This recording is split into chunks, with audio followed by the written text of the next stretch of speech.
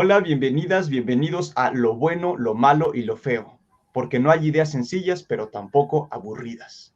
Muchas gracias por acompañarnos en una nueva edición de nuestro programa, en donde nos abocamos a dialogar acerca de ideas, de eventos, de hechos que son complicados, que requieren un cierto análisis y que aún así lo podemos hacer de forma entretenida, de forma amena y de forma informada. Le agradezco muchísimo a mi querido Gabriel García Yolí que me acompañe a conducir este programa. Mi nombre es Adán Aguilar y quiero darle la bienvenida a nuestros invitados de lujo. Tenemos aquí a nuestra profesora Montserrat Fernández. Muchas gracias por acompañarnos, Monse. Y también a nuestro experto Alfonso Gómez Arciniaga, que nos va a platicar también acerca de este hecho tan importante que estamos viviendo en la política internacional. Estimadas, estimados, Merkel se va. Acaba una era política impresionante por el legado de esta canciller, la canciller eterna que le llegaron a llamar. Extrañaremos estas manitas Merkel con las que hablaba nuestra estimada canciller, siempre con un estilo sobrio, siempre con un estilo de resolución, informado. Y pues bueno, queremos tomar esta oportunidad y hacer uso de esta oportunidad de alguna manera eventual para reflexionar primero sobre el legado de Merkel y segundo también, ¿por qué no?, aprovechar para dialogar acerca del legado de las lideresas en el mundo de la política, propiamente de su comunicación, de su retórica, de su estilo de liderazgo, de si el hecho de que haya mujeres a la cabeza de ciertos países implica un estilo específico o no. También se ha hablado de si Merkel era propiamente feminista o no. Pues bueno, tenemos mucho que platicar, pero para sentar las bases, para ubicarnos en el tema y para dar la patada de salida, estimado Jolie, por favor, si puedes platicarnos tu análisis, como Voy a siempre, hacer, tira piedras. voy a hacer trampa y voy a poner un breve video que resume el legado de Merkel. Entonces les voy a compartir una ventana. Eh,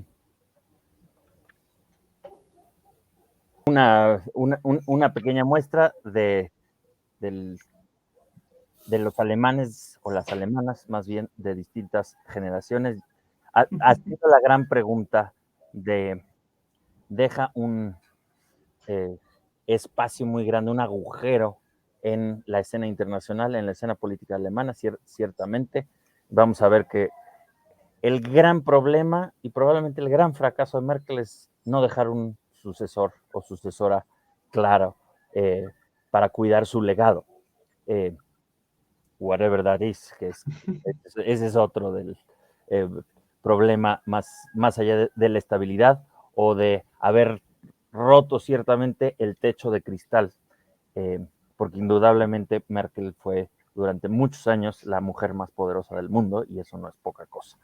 Así Entonces, es. bueno, para dejarle la palabra a nuestros invitados, primero hay que presentarlos porque está bien que somos malos y feos en este programa, pero no somos descorteses. Pero no Entonces, somos maleducados, así sí, es. Estimado Alfonso, me permito leer tu semblanza enorme, ¿no? El profesor Alfonso es internacionalista por el ITAM, ¿no? Gran universidad de prestigio aquí en México. Les comento esto porque nos escuchan muchos amigas y amigos en todo Centroamérica y Latinoamérica. Entonces, Alfonso primero se graduó del ITAM, una universidad prestigiosa en México, y después hizo la maestría y está por doctorarse en ciencia política en la Rupert Karls Universität de Heidelberg. Entonces, ¿quién mejor que él para hablarnos justo sobre política alemana? Además, tiene estudios sobre lengua y literatura alemana en la Universidad Nacional Autónoma de México, tiene experiencia como profesionista en la consultoría política y además tiene un proyecto de divulgación muy interesante que también los invitamos a revisar. Es su podcast mínimo necesario, en donde, por ejemplo, el buen Gabriel García Yoli ya participó. Es un proyecto de divulgación muy interesante en el sector de la cultura y pues bueno, también es conductor del podcast Conversaciones Necesarias. Entonces, pues bueno, agradecemos mucho que estés aquí con nosotros, Alfonso, porque además de tu trayectoria académica y profesional, además eres un gran divulgador, hecho que hace mucha falta para comprender pues, detalles de la política internacional, como el que nos invita hoy el fin de la era Merkel, ¿no? Entonces, Alfonso, muchas gracias por estar por acá. Y, pues bueno, a nuestra estimada Monse, ¿no? Profesora ya conocida, colaboradora de Retor, colaboradora de política de a pie. Ella es licenciada en filosofía por la Universidad Panamericana, también universidad prestigiosa de aquí de México. Es maestrante en teoría psicoanalítica por el Colegio de Psicoanálisis Lacaniano y le interesan los temas de corporalidad, de sociedad y de educación. Además, también experta en temas de feminismo. Le gustan los mamíferos domésticos y la jardinería de interior, como podemos ver ahí sus plantitas, que nunca faltan en cualquier colaboración, Monse. Muchas gracias. Entonces, me gustaría comenzar con una pregunta abierta al foro, y es lo siguiente, Alfonso, Monse, directamente, ¿ustedes cuál piensan que es el legado de Merkel? En general así, y ya después nos vamos a clavar ya en concretamente, por ejemplo, en su estilo, ¿no? En la importancia de la estabilidad, en su pragmatismo, en la generación de acuerdos, de la que también ella también es muy reconocida. Pero primero hablemos de su legado. ¿Qué consideran que es lo más rescatable de la era Merkel? No sé, Alfonso, ¿quieres comenzar o Monse? Quien quiera, Bueno, adelante. voy, si quieren voy yo. Claro que sí. Bueno, es una pregunta muy extensa. Para empezar, quiero agradecer estar con ustedes y también que o sea, los conductores me parece son en su mayoría filósofos. Eso es importante porque generalmente cuando se habla de Alemania, se habla desde una perspectiva de indicadores. Los últimos programas, las últimas intervenciones que he escuchado, mesas de discusión sobre Merkel, sobre el legado de Merkel, las elecciones alemanas, casi todas se enfocan en los indicadores económicos, ¿no? Que si Alemania como país, estado exportador, Alemania en el líder en el sector manufacturero, el Producto Interno Bruto per cápita que ha crecido hasta cierto punto, las tasas de desempleo bajas. Y yo creo que el legado de Merkel va más allá de eso. Yo primero lo que diría es que Merkel es una creadora de símbolos. Y para eso, pues claro que lo inmediato es la figura romboidal que hace con las manos, die Raute, como se llama en alemán. Y me parece muy significativo que hace unos 3 años estaba yo viendo un video de una inauguración de una autopista en el Estado de México por Alfredo del Mazo. Y Alfredo del Mazo estaba haciendo este símbolo, era para mantener las manos. Hay muchas versiones de por qué, bueno, y me imagino que ese ademán, ese gesto, tiene algo que ver con Merkel. Me imagino que por ahí debió haber existido algún asesor que le dijo, oye, es interesante que tomes lo de Alemania, cosa que llama la atención primero porque no creo que en Alemania el grupo Atlacomulco sea un concepto. Y además me parece que es significativo que alguien como Del Mazo se avergüence de ese pasado de Atlacomulco, porque eso te explica también muchas cosas, porque el PRI ya nunca volvió a ser esa aplanadora, ¿no? En el momento, yo creo que desde que Peña Nieto llegó al poder ya existía una vergüenza de lo que era el PRI. O sea, no voy a hacer aquí un juicio si el PRI es bueno o malo, o sea, a mí nunca me ha gustado erigirme como tribunal, pero sí me parece significativo eso, que tenga que el PRI que recorrer a estas imágenes, estos símbolos. Y uno de los grandes generadores de símbolos fue Alemania, Merkel particularmente. Entonces, eso me parece muy interesante, ¿no? La idea del triángulo. Ahora, otra cuestión es hace como unas semanas hubo una acción en Berlín que se llamó Mal Merkel, dibuja a Merkel. Cerca de la Isla de los Museos se reunieron personas y les pusieron como un lienzo y la gente estaba dibujando a Merkel, ¿no? Entonces me llama mucho la atención algo que podría parecer estrambótico, que podría ser catalogado de hasta autoritario, ¿no? Si fuera una acción para dibujar a Hugo Chávez, dibujar a Fidel Castro o dibujar a Kim Jong-un, se prenderían las alarmas. Pero en Merkel se vale.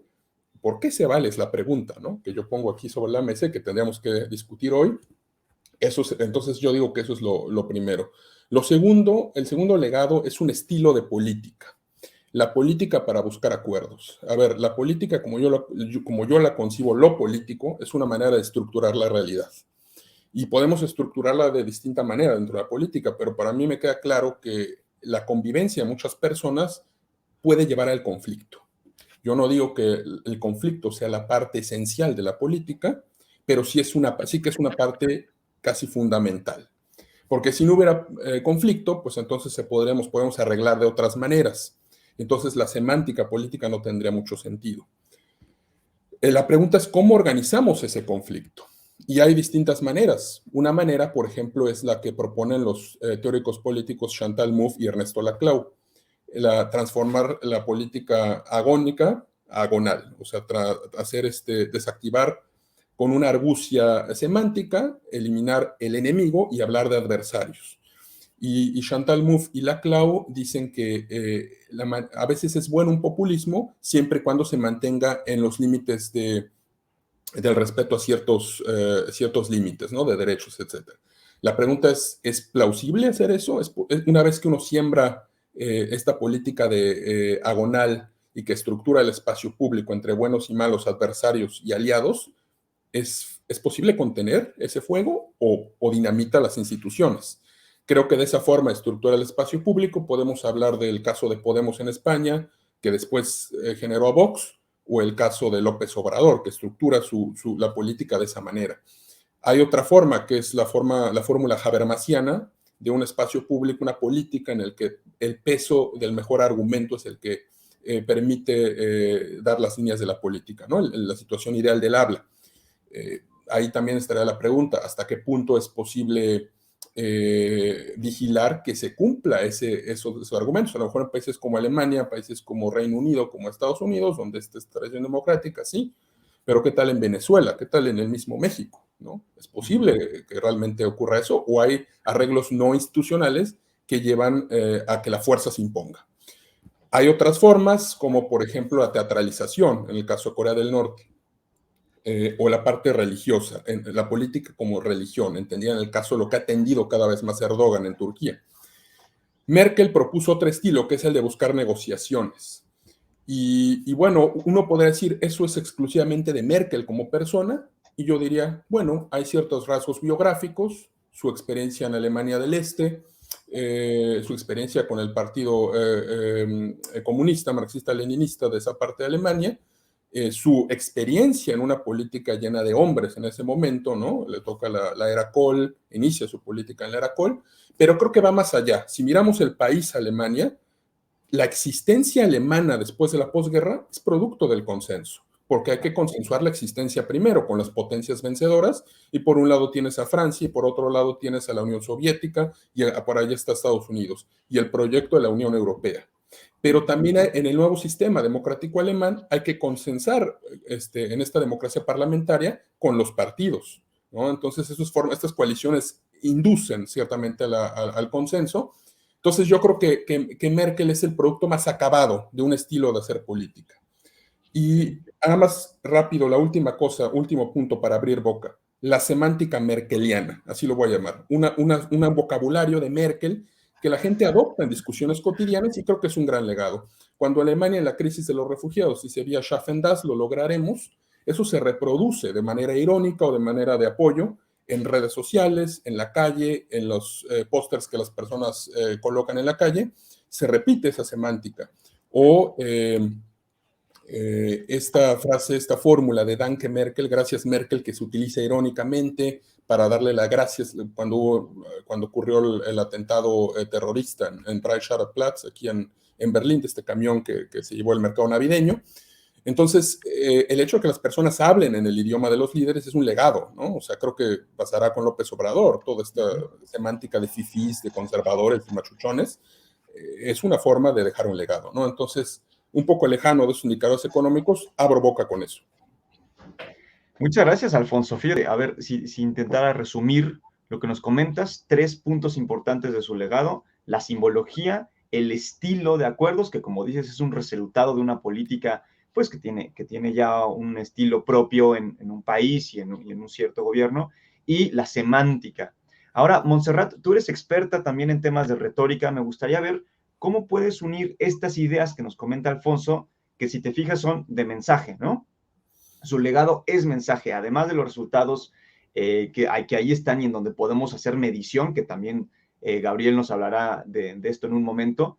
A ver, ¿tú qué opinas? ¿En su retórica se puede distinguir ese estilo científico muy racional que tiene la Merkel, muy pragmático, que algunos le han criticado, que parece que está resolviendo un país como problema matemático en lugar de como problema de personas. ¿Qué opinas acerca de ese estilo retórico que tiene Merkel y que, como dice y como estamos explicando, pues también está dejando ese legado? Monse, ¿tú qué piensas acerca de su estilo?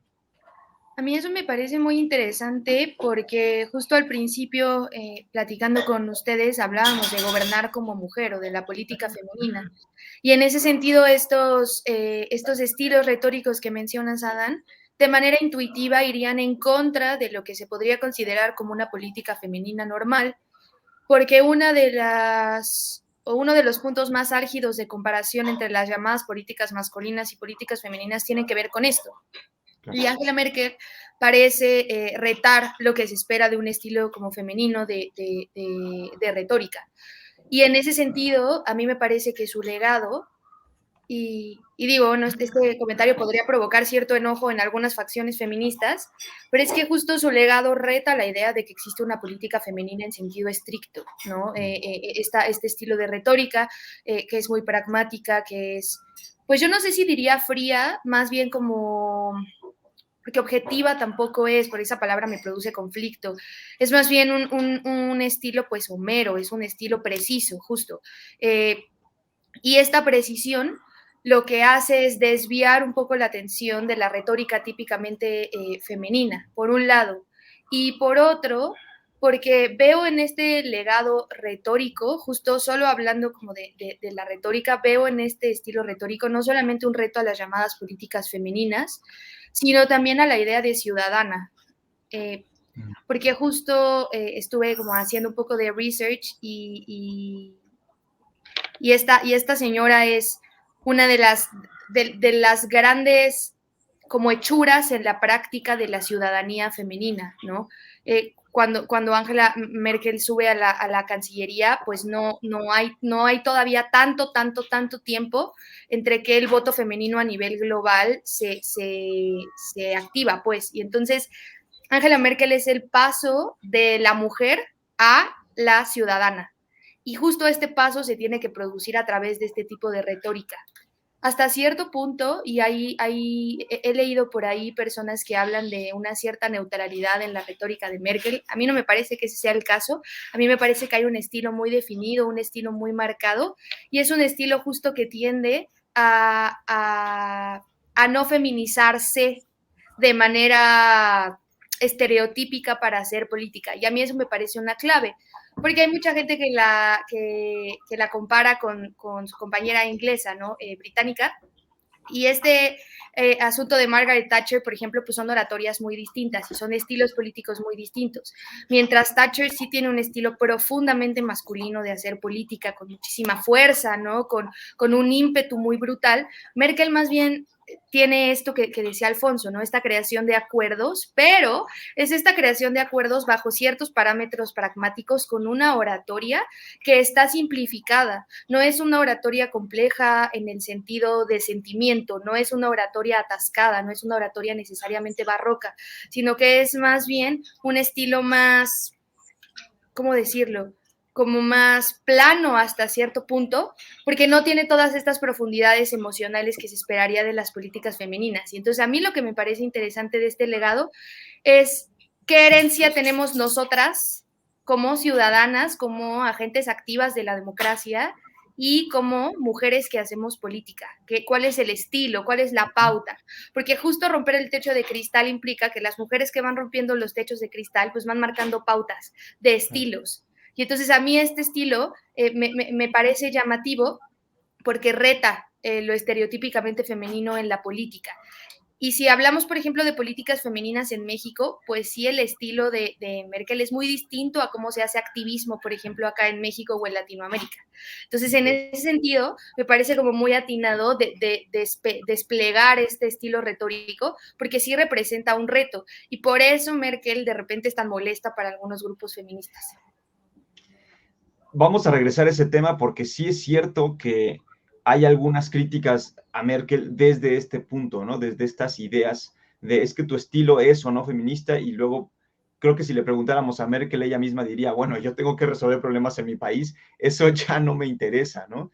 Entonces, pensando en esto, a ver, su estilo retórico, generar acuerdos, la herencia que tiene de una política, Gabriel, ¿tú qué opinas? Sobre todo hablemos de qué podría haber sido la causa de su éxito, porque creo que es innegable. El hecho de estar tanto tiempo en el poder hace que, bueno, que haya cosas que hiciste bien, definitivamente, ya sin, como dices, Alfonso, ¿no? Sin ponernos a hablar de buenos o malos, Merkel ha tenido éxito en su gestión.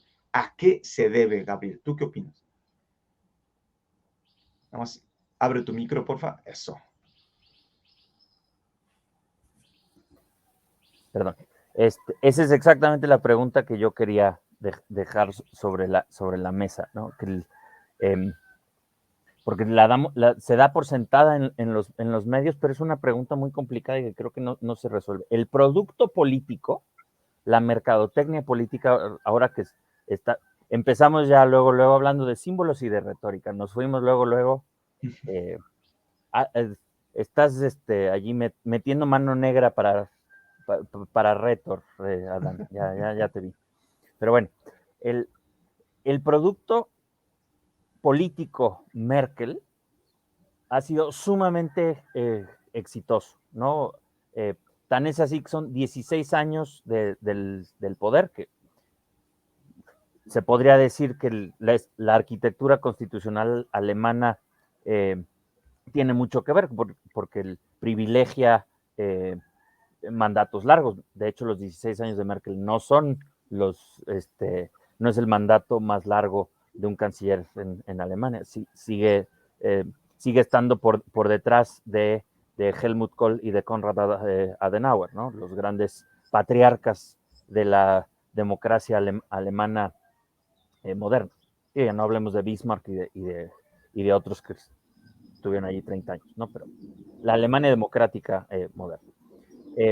Pero más allá de la arquitectura constitucional, ganar elecciones una tras otra, pese a cambiar de opinión radicalmente en varios temas, pese a ser de canciller bombero con una crisis tras otra, con un estilo inaprensible en efecto, porque aquí no nos alcanzan las categorías típicas, como bien decía Montserrat. No creo que Merkel sea insulsa ni fría, pero no es carismática, no es Cristina Fernández, ¿no? Ciertamente no es un personaje tan filoso, tan ruidoso y por lo tanto tan polémico como otras líderes en su momento. El mejor ejemplo es Margaret Thatcher, porque Margaret Thatcher era muy beligerante y hasta la fecha bueno, no el día que murió fueron al funeral con carteles cantando la canción del Mago de Oz de ya la bruja ha muerto, ¿no? Ding dong, the witch is dead. O sea, odio terrible y un amor apasionado que despierta Margaret Thatcher sin puntos medios, ¿no? Creo que definitivamente no es el caso de Merkel. Merkel además tiene un legado de prístino, de cero corrupción, entonces no tiene allí todas las controversias que, por ejemplo, Hillary Clinton tenía y que le pesaron.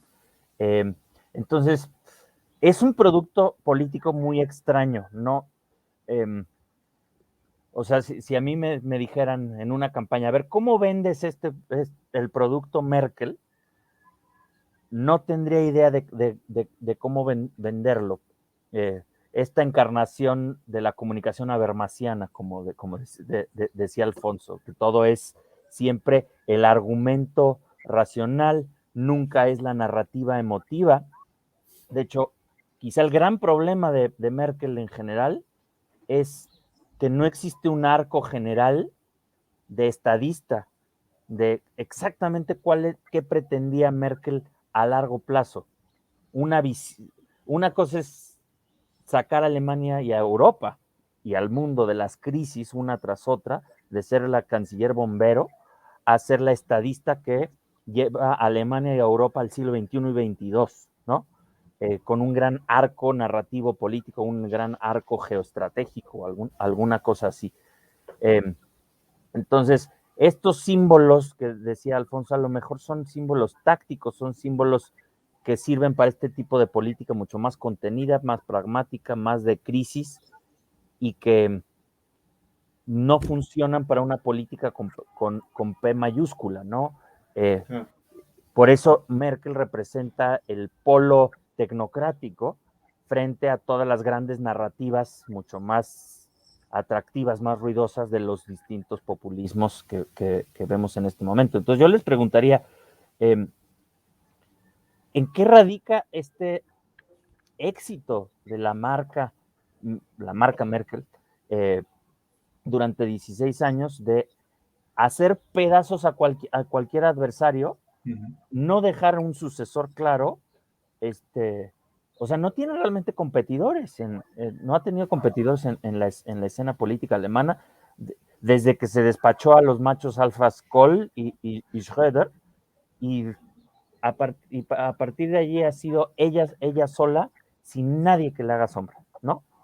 Hasta los líderes internacionales, otros machos alfa, todos ellos van bien, 4 presidentes de Francia, 4 presidentes de Estados Unidos, 4 primeros ministros del Reino Unido, y Merkel sigue allí, es como el Papa, como la reina. O como la reina, hablando, es otra mujer sin carisma, ¿no? Pero que es un símbolo con patitas, ¿no? En fin, ¿qué opinan ustedes de la marca Merkel? ¿Por qué funciona? Han tocado, Montserrat, Gabriel y Adán tocaron tantos temas interesantísimos. Quisiera primero, antes de entrar de lleno a lo que plantea Gabriel, retomar algo que dijo Monza, esto de lo femenino y el estilo de Merkel, que me da mucho la atención, dos episodios, bueno, 3 en realidad. El escándalo de corrupción en los 90 en la CDU, en el Partido de la Democracia Cristiana, con Kohl, que fue el gran salto de Merkel a la política de altos vuelos, esa llamada al diario para decirle que el partido tendría que separarse de su caballo de batalla, ¿no? Que es el nombre que Kohl se daba a sí mismo y que nadie se atrevía, digamos, a criticarlo, y Merkel se separa y traza una ruta distinta. Es lo que creo que Kohl, a propósito también lo que dice Gabriel, los machos alfa, es un primer enfrentamiento, ¿no? O sea, Merkel cimenta ese camino de la política enfrentándose a Kohl. Kohl después diría que fue uno de sus peores errores, ¿no? Que tomó una serpiente en el brazo, así creo que se refería. El segundo episodio es la primera elección, 2005, contra Schröder, ¿no? En lo que le llaman la Elefantenrunden, la ronda de elefante después de los debates, donde se reúnen los candidatos a discutir las elecciones, donde teníamos a Schröder hablando así como tomando espacio, ¿no? En este estilo macho alfa.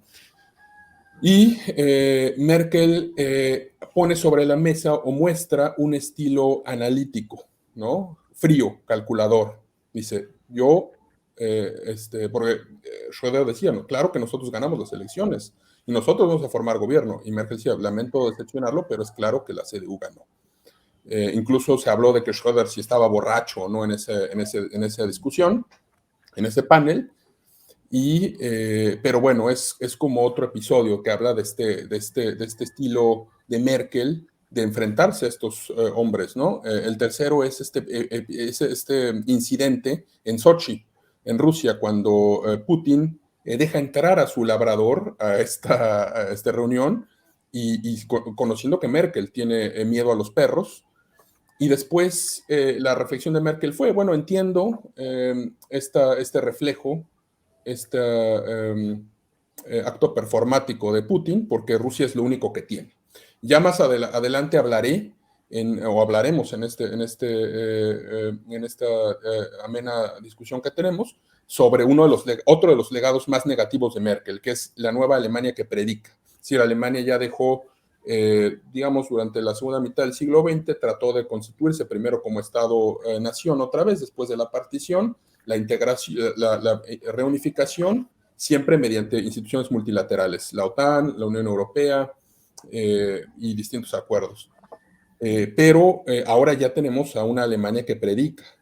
Y a pesar de que hay cosas que no se pueden decir, es claro que, por ejemplo, frente a Rusia, frente a Turquía de Erdogan, frente a Latinoamérica, sí hay como a veces ese tufo moralizador, ¿no? De Alemania, de nosotros lo hacemos mejor que ustedes, y ustedes tienen que aprender. Pero bueno, en este caso es otro momento donde se enfrenta a Putin a un estilo de ser política simbólica también, y Merkel, creo que dice incluso el comentario de por suerte no come periodistas, ¿no? O sea, con este humor frío calculador.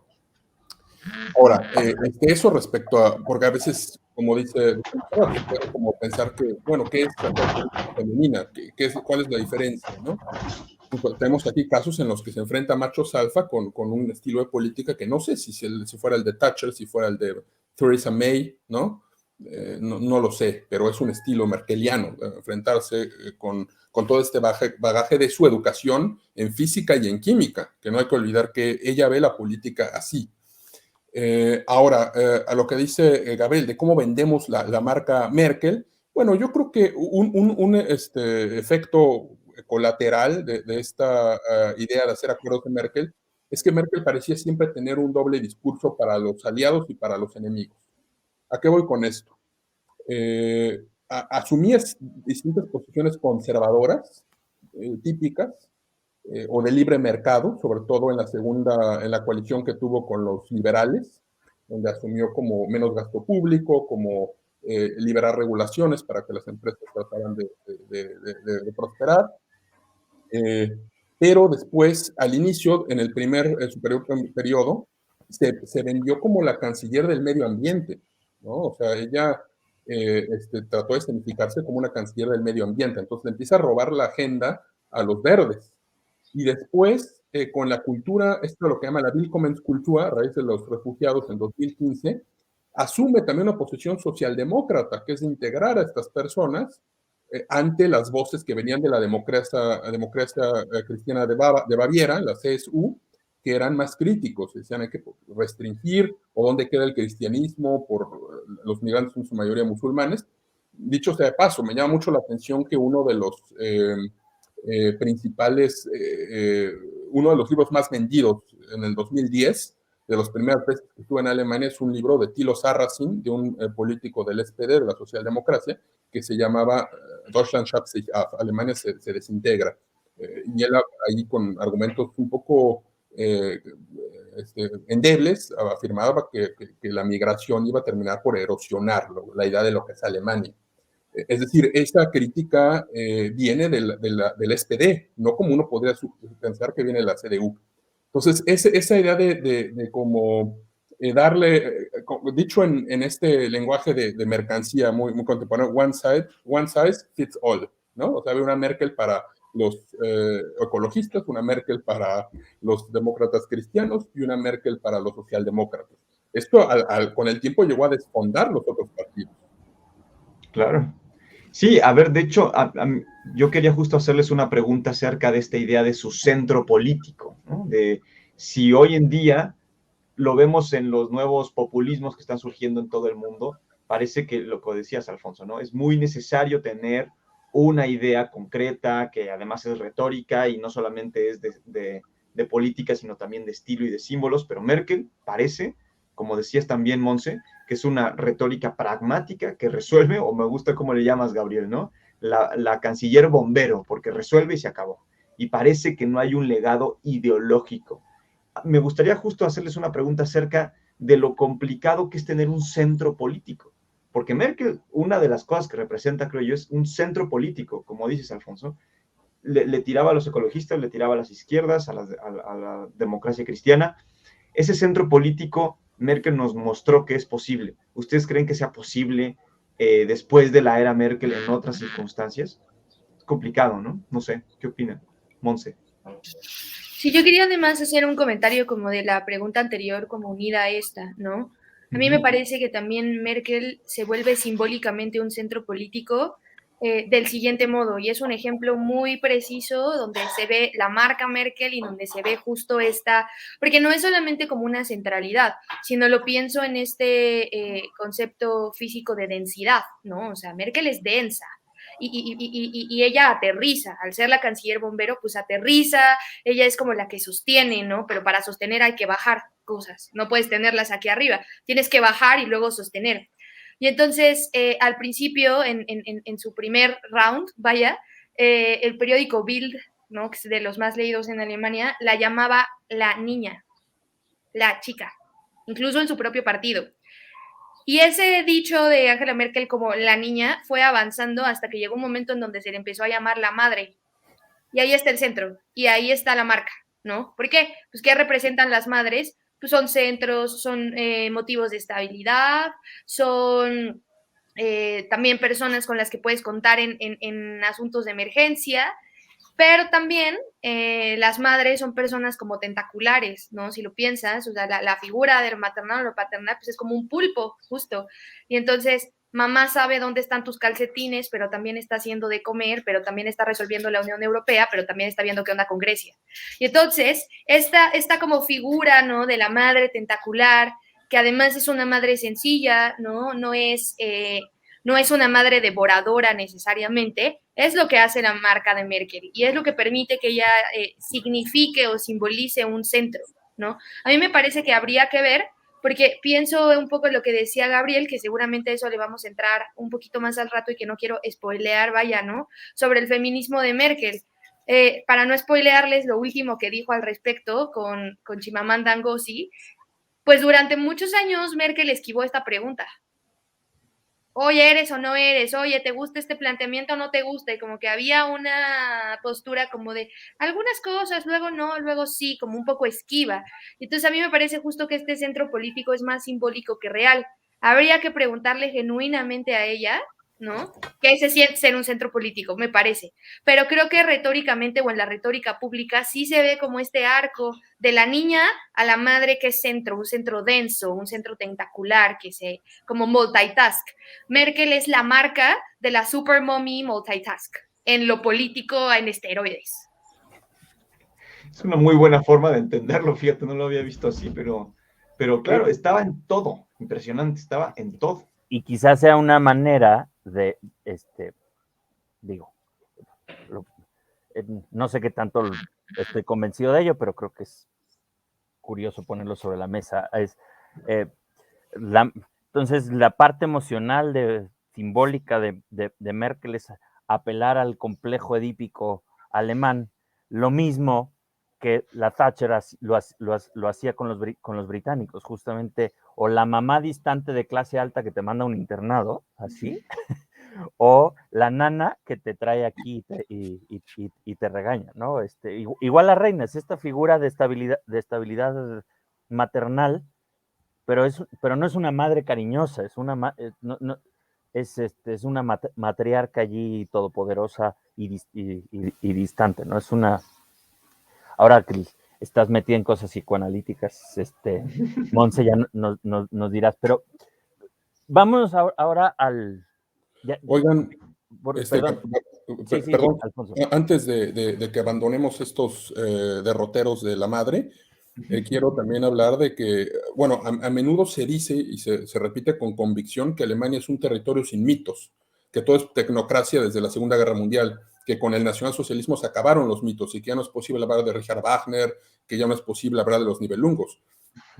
Hay cierta parte en eso, pero la idea de la madre, por ejemplo, nos remite también a Luisa, la reina Luisa de Prusia, de Mecklemburgo, esta reina que defendió, que fue a negociar con Napoleón tras las catástrofes de los prusianos en las guerras franco-prusianas, que al final no logró negociar, pero el mito se conforma como la madre protectora del país. Y ese mito, no sé si consciente o inconscientemente, apela a Merkel como la defensora de los ahorros de los alemanes en las crisis griegas, por ejemplo. O la madre coraje de Bertolt Brecht, ¿no? Que sacrifica a los hijos por negociar, ¿no? En esta obra de teatro, por estar en este mundo de dolor, ¿no? Y de ambición. Digamos, son como topos míticos que están en la sociedad, están presentes en la sociedad y se vuelve mito político, que se activan por los personajes. Perdón, ¿harías una analogía con o sea, el paternalismo típico de los socialcristianos, ¿no? De la centroderecha europea que cree en el estado de bienestar, pero la cree desde una concepción social cristiana, de la doctrina social de la iglesia, tanto la católica como las denominaciones protestantes, de una autoridad benevolente, el Estado como guardián. Y Adenauer es el mejor ejemplo de este gran padre anciano, benefactor que abraza al hijo para sanarle las heridas después de la guerra. Merkel al final sí es social cristiana en este sentido, es la visión matriarcal de esta figura que tiene una condescendencia benévola con sus hijos. Yo creo que sí, Gabriel, con una diferencia. Adenauer era católico y Adenauer proviene de una zona de Alemania vivió una historia completamente distinta a la de Merkel. En Merkel yo veo, coincido contigo, es una idea como de matriarcado, de esta figura esta paternal matriarcal que cuida a los hijos, pero con la idea luterana, o sea, la aversión, por ejemplo, al lenguaje lleno de florituras y de palabras vacías de la Alemania comunista. Cuando hablaban, visitaba Putin, por ejemplo, hay una anécdota que las primeras visitas que hizo a Alemania, Merkel le contaba a la persona que está junto a ella, no hagas mucho caso, es el típico lenguaje de la KGB, o es el típico lenguaje, ¿no? Este lenguaje comunista, ¿no? Entonces, eso me parece muy interesante. Claro, hay esa reformulación con Adenauer o con Kohl. Kohl es el padre también de la reunificación alemana, ¿no? Pero bueno, vamos a lo que ibas a poner sobre la mesa, Gabriel. Sí, iba a hacer una pregunta que creo que ya se viene respondiendo, que era el tema ideológico de Merkel. Este centrismo, otra vez aparentemente insulso, o esta política pragmática sin una brújula ideológica, ya vamos viendo que no es tan cierto, que sí hay unos principios muy claros en Merkel. Pero bueno, para ponernos a evaluarla lo que se puede en una cosa tan temprana, ciertamente, ¿no? Pero ¿cómo Merkel creo que demostró ser una gran líder, como he dicho, de emergencias, de crisis, pero sin una visión estratégica de largo plazo.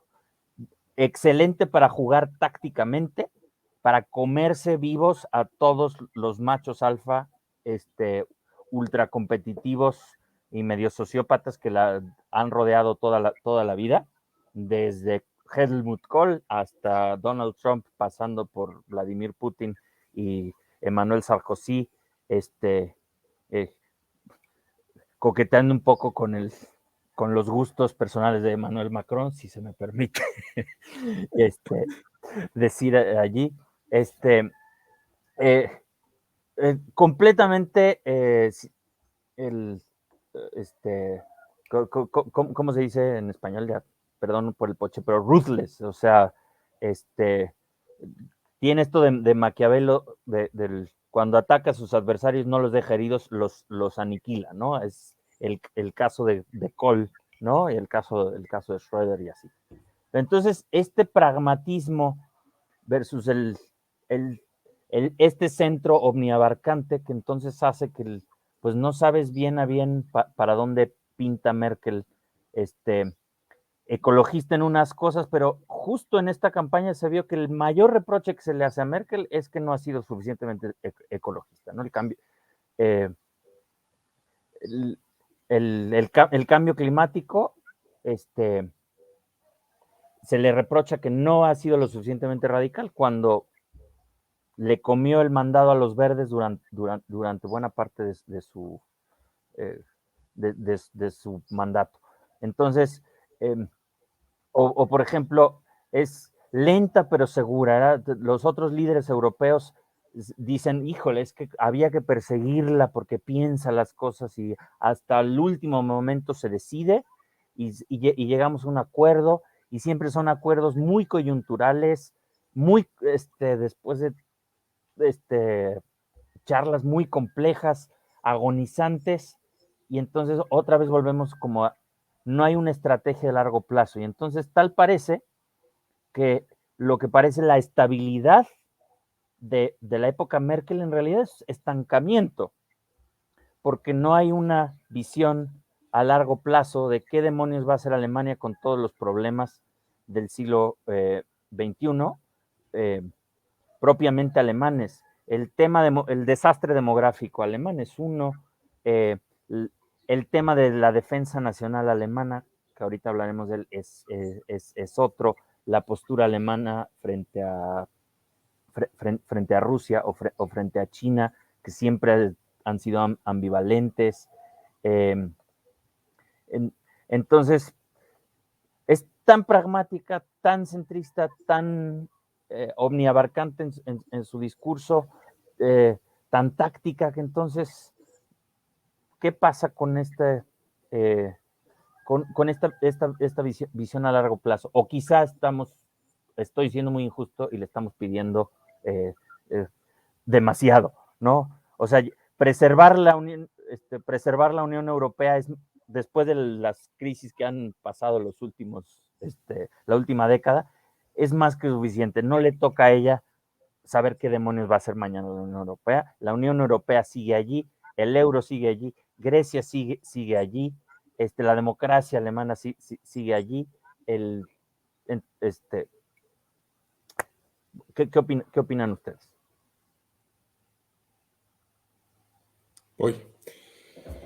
Hijo, Gabriel, yo creo que, a ver, recuperando tu símil de futbolero, yo diría que Alemania Merkel es como la selección de Alemania del 1990, de Italia. O sea, que da resultados, a lo mejor con este codazo de Schumacher, ¿no? Al delantero francés, y gana con un penal. O sea, no esperemos el 7-1 de Brasil, no esperemos una media con Schweinsteiger y con los laterales con Lahm y el otro. O sea, eso no hay. O sea, no es una política de espectáculo. No esperemos ver los grandes desfiles del Día de la Victoria en Moscú. No esperemos ver las escenificaciones de los estadios de Corea del Norte o incluso las escenificaciones de nuestro PRI.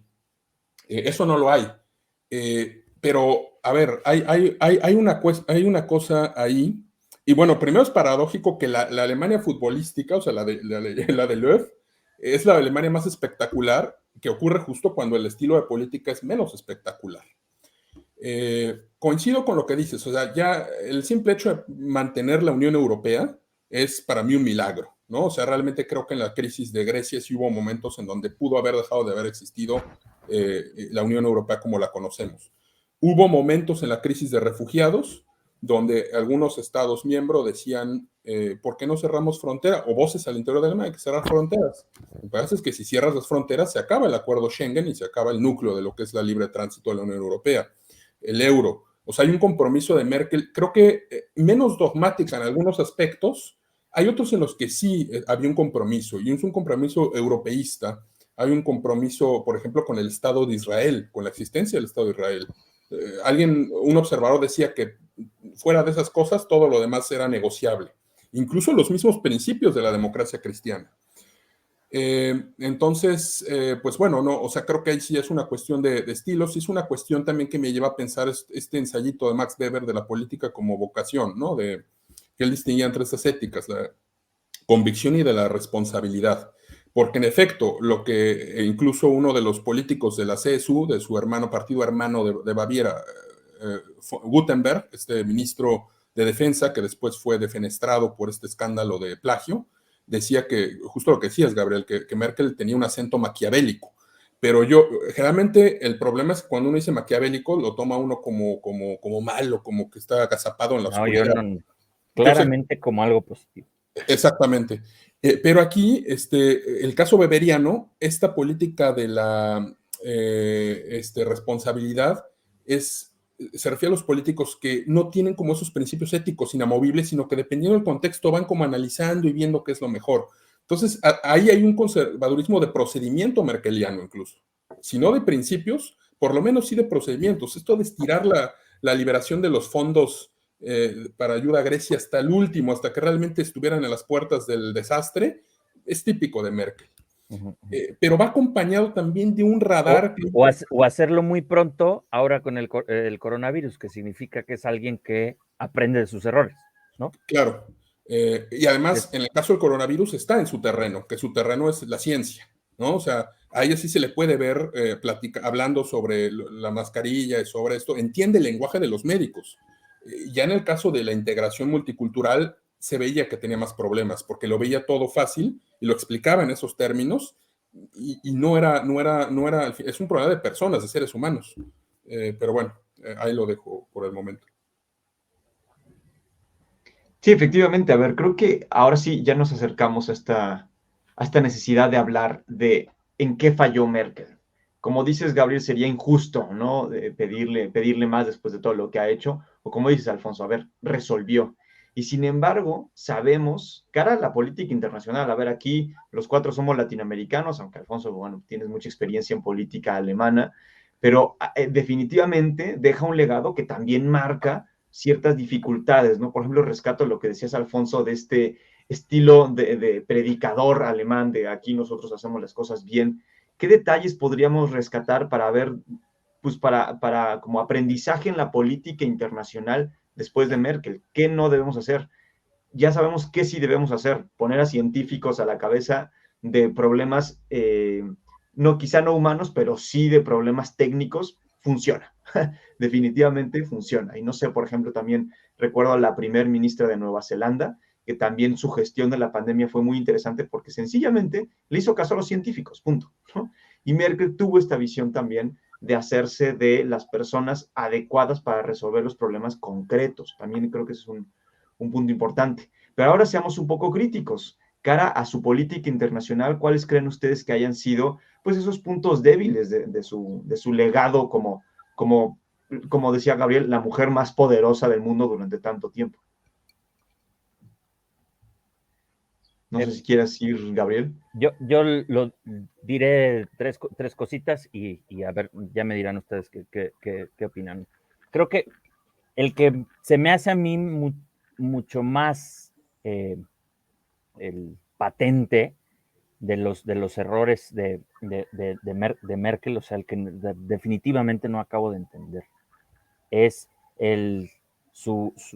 que se espantó con el incidente de Fukushima. Que además, si uno conoce el incidente de Fukushima, se da cuenta que en realidad es pues algo entendible en el contexto de un maldito tsunami y un terremoto que no llegó a mayores porque los japoneses hicieron las cosas bien, porque el diseño de la planta nuclear estaba bien, todo lo contrario que lo que sucedió en ese día horroroso del 26 de abril de 1986. ¿Tu nacimiento? No, en Chernóbil. El chiste local, perdón a nuestros audios, yo nací ese mero día. No, bueno, entonces Merkel se asustó y entonces dijo, ¿saben qué? Vamos a cerrar los reactores nucleares alemanes y ya no vamos a invertir en energía nuclear y vamos a desnuclearizar Alemania. Eso, si tu compromiso principal es luchar contra el cambio climático, creo que es una estupidez supina. O sea, no hay manera de que mediante energías renovables como la solar y la eólica, por más baratas y competitivas que se hagan, vayas a suplir la demanda. Porque lo único que vas a hacer es encarecer la energía de Alemania, que depende de una planta manufacturera importante. Geoestratégicamente es un desastre porque entonces necesitas el gas natural de Rusia sí o sí, y entonces pues te tienes que dejar que Putin saque a sus perros y te intimide porque dependes del gas. Y lo estamos viendo ahorita, que se está yendo para arriba el precio del gas y vamos a tener una crisis energética en serio, precisa. Mientras, ¿cuál es el único país de la Unión Europea que no tiene crisis energética ahorita? Francia. ¿Por qué? Porque el 90% de la energía eléctrica de Francia viene ¿de dónde? De las plantas nucleares francesas, ¿no? Entonces, creo que ese es un error táctico que además nunca anunció, se lo inventó de la nada por una convicción personal, que tiene muchas consecuencias, ¿no? Especialmente, insisto, en el tema de defensa de la posición geoestratégica de Alemania, porque creo que un gran error, y este no es de Merkel, es como de la psique alemana o de la democracia alemana actual, es que Alemania, pues digo, con toda la razón, cree que el poder duro no está bien, porque pues, si a alguien se le ha pasado la mano de poder duro, es Alemania, pero es una ingenuidad creer que el país más poderoso de Europa, con Unión Europea o sin Unión Europea, con OTAN y sin OTAN, puede ejercer poder en la escena internacional sin poder duro, con puro poder blando, predicando con el ejemplo, con un discurso de los derechos humanos, cuando tienes un ejército reducido, avejentado, mal equipado, cuando no estás gastando lo suficiente en defensa, ni siquiera lo que tendrías que gastar como miembro de la OTAN. Allí punto para Trump diciéndole, pues sí, como Alemania no puede o no quiere gastar lo suficiente en defensa, porque Estados Unidos suple el resto, entonces quiere decir que el estado de bienestar alemán, los hospitales y las escuelas y el transporte de Alemania lo están pagando indirectamente los contribuyentes estadounidenses, porque los tanques y los aviones y la seguridad alemana depende de Estados Unidos, ¿no? Entonces, pero eso hace que Alemania sea pues un gigante de papel, ¿no?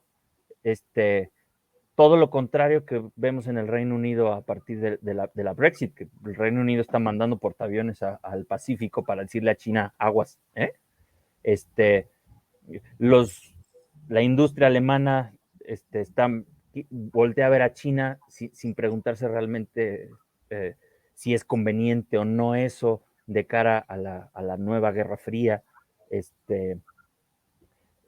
Entonces, vuelvo yo al tema de una estrategia a largo plazo del lugar de Alemania en el mundo. Me parece que pues estos últimos 16 años de resolver crisis a costa de dejar claras las bases de una Alemania futuro, porque una Alemania futuro que no se puede defender ella, que depende de la energía que le da Rusia, que depende de lo que le compra China, que depende fundamentalmente de la globalización y de exportar cosas, pues resulta que si no hay globalización, con una economía avejentada, con una población avejentada, pues resulta que es un país que parece no tener futuro.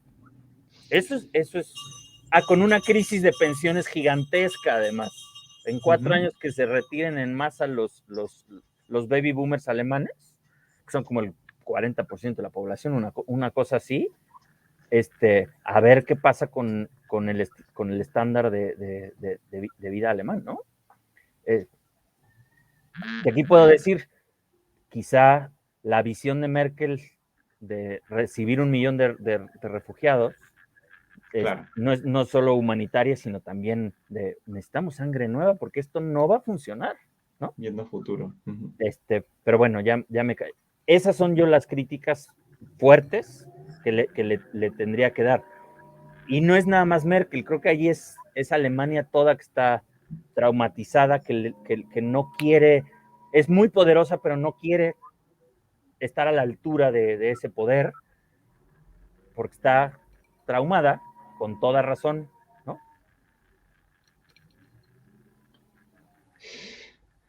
Y fíjate, curiosamente estas dificultades que estás mencionando, Gabriel, pues responden también a esta idea que decíamos, ¿no? Merkel y Alemania como jugador internacional, energías renovables o no renovables, el gasto energético y bueno, también su problema, perdón, gasto en defensa y su problema demográfico. Alfonso, ¿tú reconoces alguna otra dificultad que puede enfrentar Alemania justo ahora, además del hecho de que no parece haber un ganador claro en las elecciones y no se sabe para dónde, pero además de estos problemas que puede haber por allá que tengamos que ver en los próximos años? Bueno, primero sobre lo que dice Gabriel, creo que fue Kissinger el que decía que Alemania era muy grande para Europa y muy pequeña para el mundo, ¿no? Entonces, y creo que ya es un hecho en estos años, desde el fin de la Segunda Guerra Mundial, acostumbrarnos a que una Alemania poderosa no es invadir Polonia, ¿no? Con la Blitzkrieg, sino que significa otras cosas, y que cuando Merkel acudió al Festival de Bayreuth, de lo que se habla es del escote que trae ese día, o sea, eso es otro debate, pero no se habla de que va a inspirarse para reproducir esa ópera en la realidad con los ejércitos y tanques alemanes. Digamos, es una Alemania que recuperó mucha autoestima, si me permiten el traslape de atribuciones humanas a países, pero ya no con aspiraciones hegemónicas. Creo que hay en el 2006, con la Copa Mundial, hay un punto ¿cómo se llama? Un punto de un cambio, ¿no? Un parteaguas, que es lo que incluso salió un documental que se llama un cuento de verano, un Sommermärchen, que es porque los alemanes por primera vez después de la guerra se podían ver las banderas alemanas afuera y la gente se permitía ser patriota por una vez. Porque antes de eso el patriotismo se reducía al milagro económico alemán, ¿no? Después de este fin catastrófico. Pero me parece que de ahí hay como una esperanza de que las cosas pueden ser distintas, de que otra Alemania es posible. Y ahí yo anoto un riesgo geopolítico, mundial y del terreno de las ideas, que es la confianza en el progreso.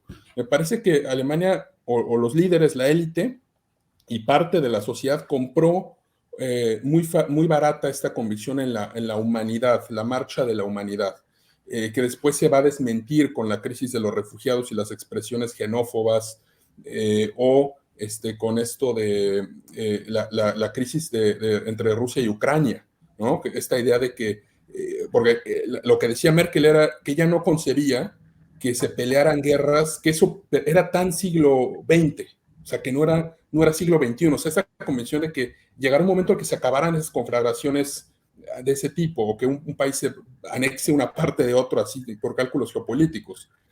Y luego, creo que otro punto importante es Trump. Creo que Trump le hace a ella, le mueve algo en la cabeza y dicen algunos reporteros que estaba leyendo un libro de la Guerra de los 30 años, que escribió un politólogo alemán que se llama Herfried Münkler, de la Universidad Humboldt de Berlín, y entonces ella como que ve toda esta destrucción de la Guerra de los 30 años y empieza a adoptar este topo del mundo libre, ¿no? O sea, ¿qué pasa cuando llega alguien como Trump? O sea, su confianza en este mundo libre se ve mermada. A ver, ¿por qué digo todo esto? Que parece como que me salgo de la tangente.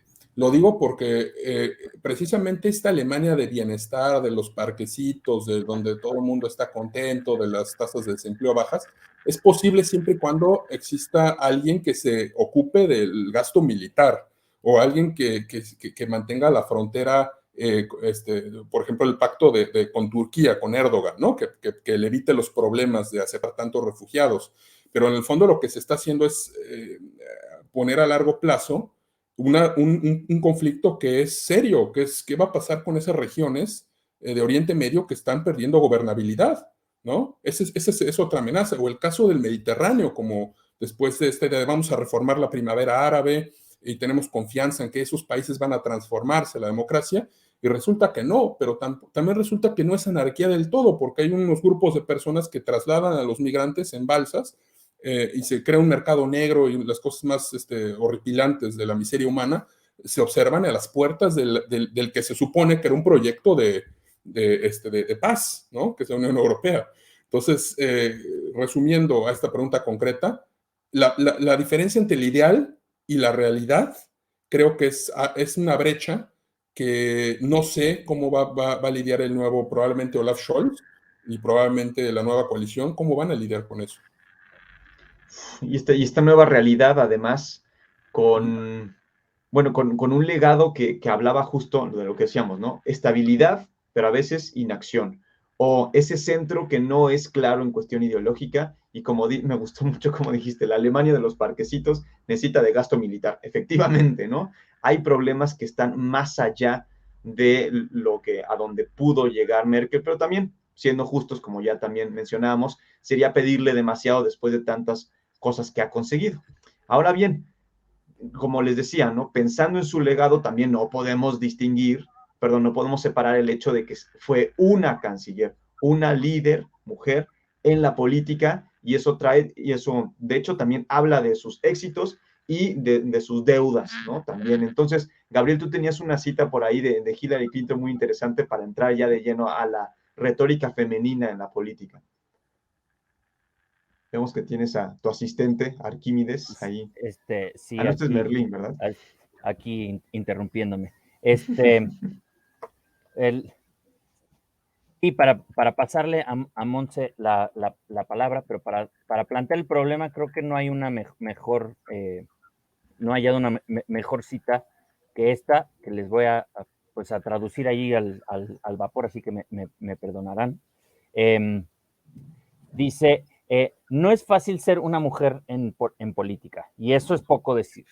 Puede ser doloroso, humillante. En el momento en el que una mujer sale al frente y dice, me lanzo como candidata, empieza el análisis de su cara, su cuerpo, su voz, su porte, eh, su menor estatura, sus ideas, sus logros, su integridad. Puede ser increíblemente cruel. En mi experiencia, equilibrar en el acto la política, ser mujer y ser política, puede ser demandante en todos los niveles, pero se vuelve peor entre más escala uno. Si una es muy dura, entonces es desagradable. Si una es muy blanda, entonces no estás hecha para las grandes ligas. Si trabajas mucho, entonces estás descuidando a tu familia. Si pones a tu familia primero, entonces realmente no te estás tomando en serio el trabajo. Si tienes una carrera, pero no hijos, como Merkel, por cierto, entonces hay algo raro con nosotras y al revés, ¿no? Si queremos competir para un alto puesto, entonces somos demasiado ambiciosas. No podemos estar contentas con lo que ya tenemos. ¿Por qué no le podemos dejar las cosas más altas e importantes a los varones? Piensen qué tan a menudo han oído estas expresiones sobre las mujeres líderes. Y paréntesis, aquí hemos dicho un par acerca de otras líderes. Enojada, estridente, fogosa, difícil, irritable, mandona, abrasiva, combativa, emocional, beligerante, de alto mantenimiento, ambiciosa, una palabra que yo pienso que es neutral, aún admirable, pero que no lo es para mucha gente. También nos llaman divisorias, poco confiables, desagradables, poco auténticas,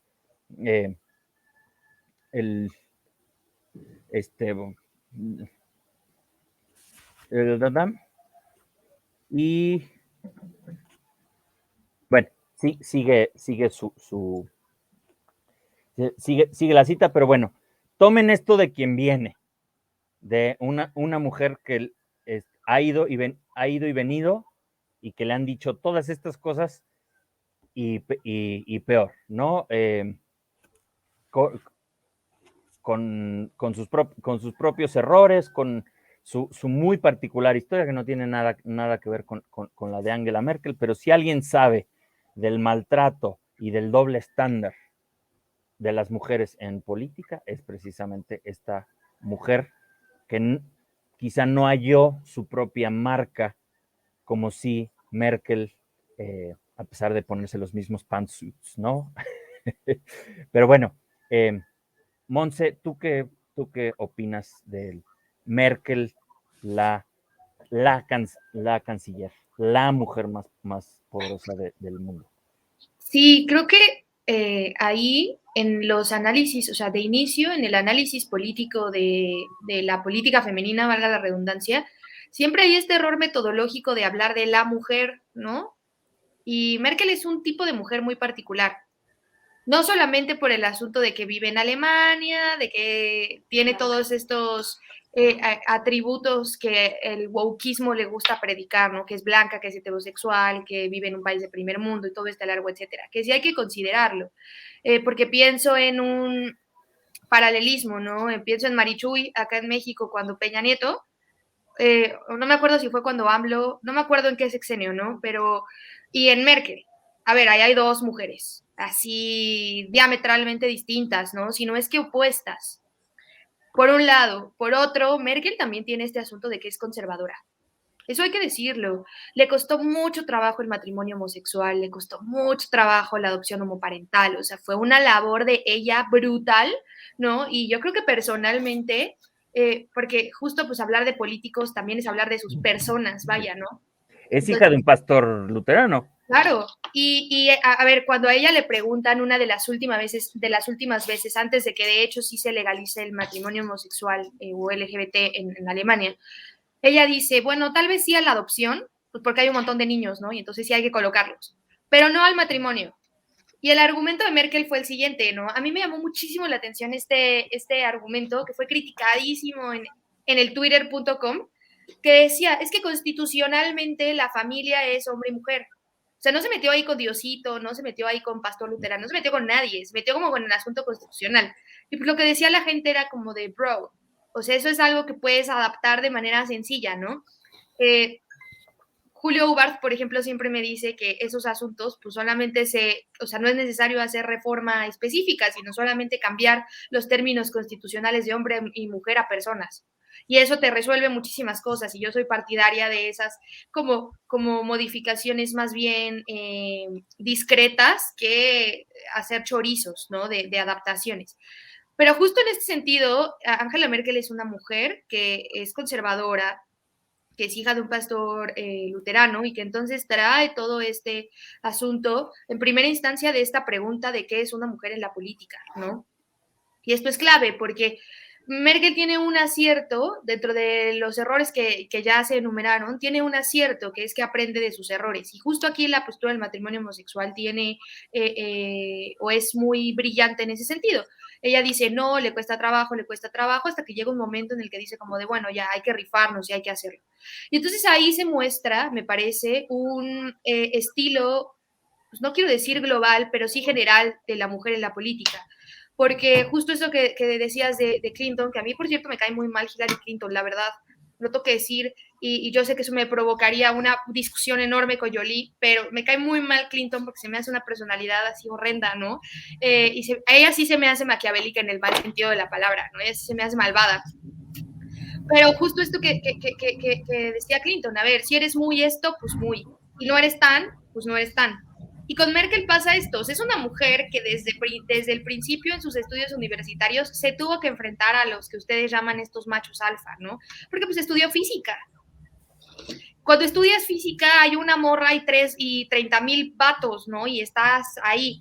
Y entonces a mí me parece que la personalidad política de Merkel se empieza a gestar desde estas excepciones en su carrera intelectual, ¿no? Desde la universidad.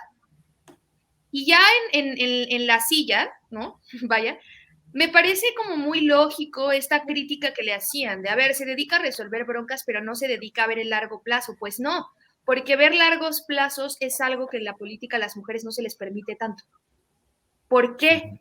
Porque de inicio la idea de ciudadana, o sea, hay una transición en el siglo XIX y en el siglo XX de mujer a ciudadana. Y esa transición de mujer a ciudadana fue súper sangrienta, ¿no? Recordemos a las feministas que se inmolaban literalmente. Pienso en estas mujeres que perseguían, por ejemplo, a Churchill así súper intenso. O sea, fue una brutalidad esta transición entre mujer y ciudadana, que a Merkel ya le toca vivir, pero que ella tiene que hacer una transición ulterior. Ya soy ciudadana, ya puedo votar, ya soy un agente de la democracia. Sí, pero ¿qué tipo de agente es la mujer en la democracia? Es un agente pasivo, generalmente, porque vota, hace cierto activismo ahí bonito. Pienso en la figura de las primeras damas, ¿no? ¿Qué hacen las primeras damas? Que no estoy diciendo que no sea importante, que no sea valioso, todo bien. Pero a ver, la primera dama generalmente se dedica a trabajar con niños, con huérfanos, con perritos, con ancianos, ¿no? Y entonces todas las participaciones democráticas de las mujeres suelen ir como esta parte más bien emotiva de los desprotegidos, ¿no? Es esta parte maternal muy católica. Merkel es una mamá protestante, como bien decían ustedes, y ahorita voy a hablar un poco de eso.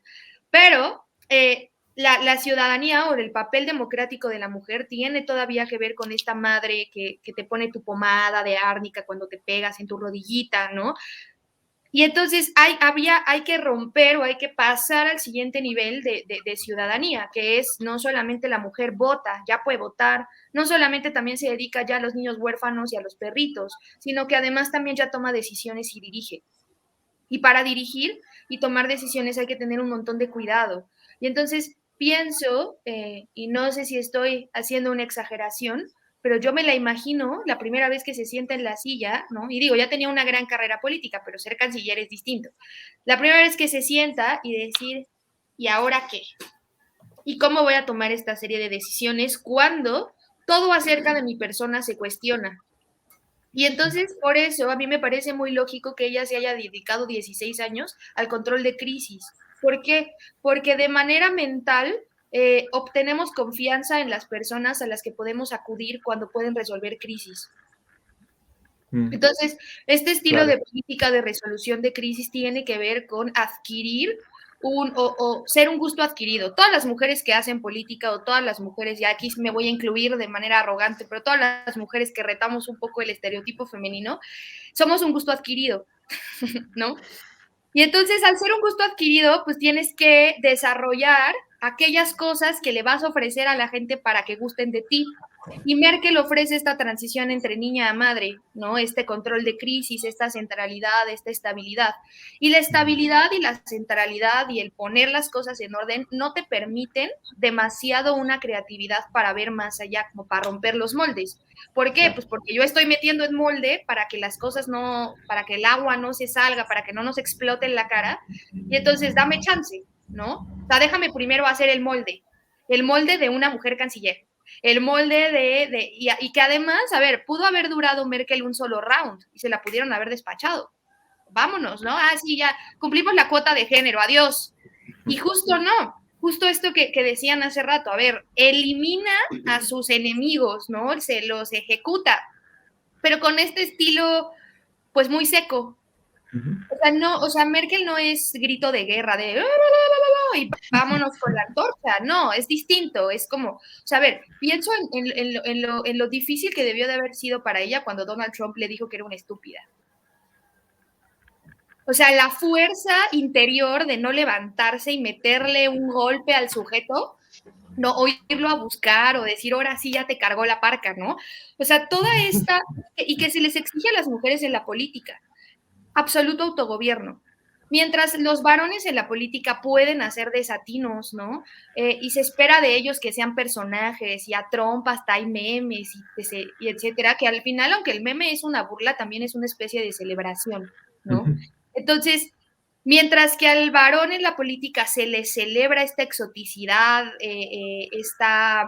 esta falta de autogobierno, este desborde, es la palabra, este desbordes masculinos, a las mujeres en la política no se les permite desbordarse. Y eso se refleja, me parece, en el proceder político mismo de Merkel.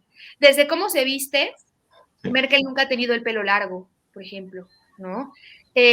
Y yo no pienso que tenga tanto que ver, y este asunto del cabello me permite llegar a mi último punto. No me parece que Merkel nunca se haya vestido de un modo, porque pues siempre es el traje sastre. A ver, yo con honestidad, a pesar de que hoy estoy en sudadera, yo veo cómo se viste Merkel o cómo se viste Clinton y digo, ¡ay, qué horror! ¿Por qué? ¿No? ¿Y por qué es necesario esto? Pero Víctor, por ejemplo, Víctor diría, que es otro colega nuestro de Retor, Víctor diría que es una vestimenta profesional y muy agradable. Eso depende del gusto de cada quien. Yo pienso acá, por ejemplo, en la vestimenta o en el pelo, en estos procesos de masculinización, que no es tanto un proceso de hacer a la mujer como un hombre, sino que todo aquello corporal femenino pase desapercibido. Ahí está la clave, ahí está la clave. Hacer que lo femenino se escurra y que pase desapercibido de tal suerte que no se note que eres mujer, ¿no?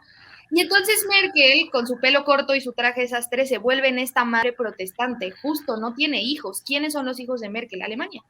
Pero no solo Alemania, la Unión Europea.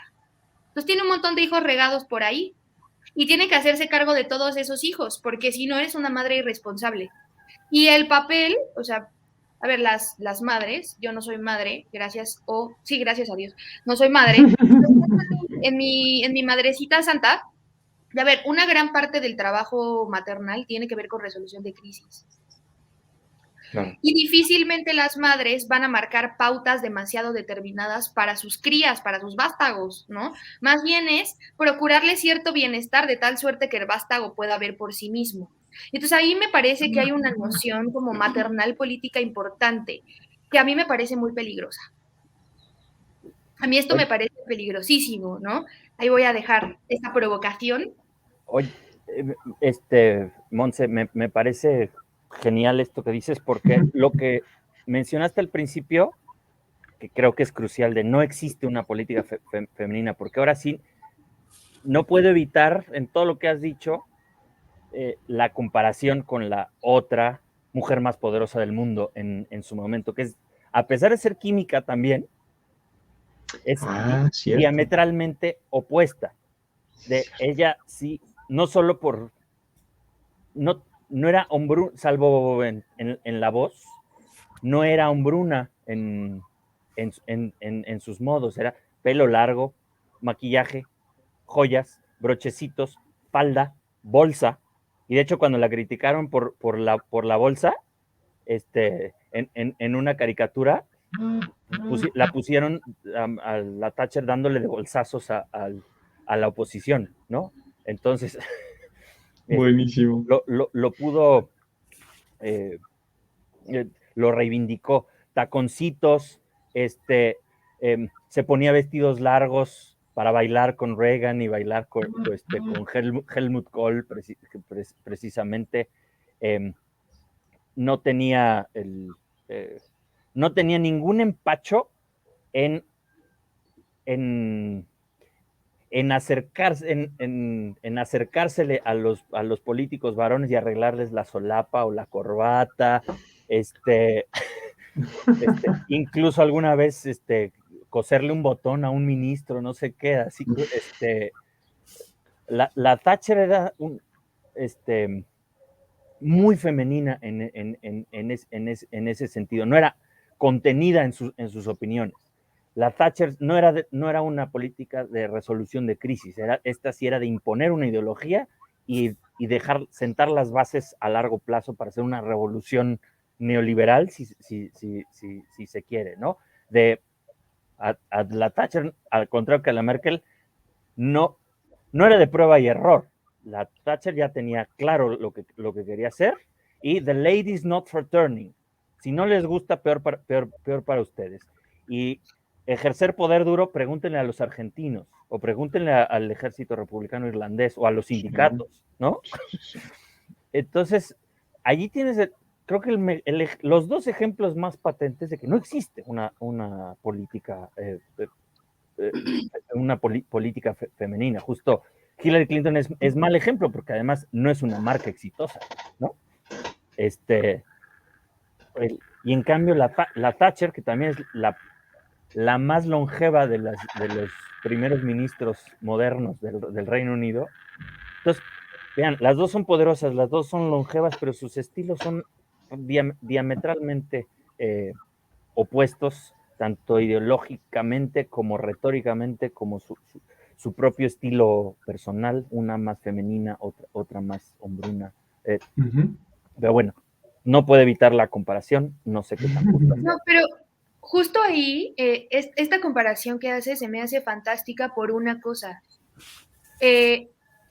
Tanto la estrategia de Thatcher como la de Merkel son dos estrategias para huir de la política femenina. Es decir, quienes crean el concepto de política femenina no son las mujeres que ocupan puestos de poder, sino sus detractores. Ellos son quienes hacen la idea de política femenina.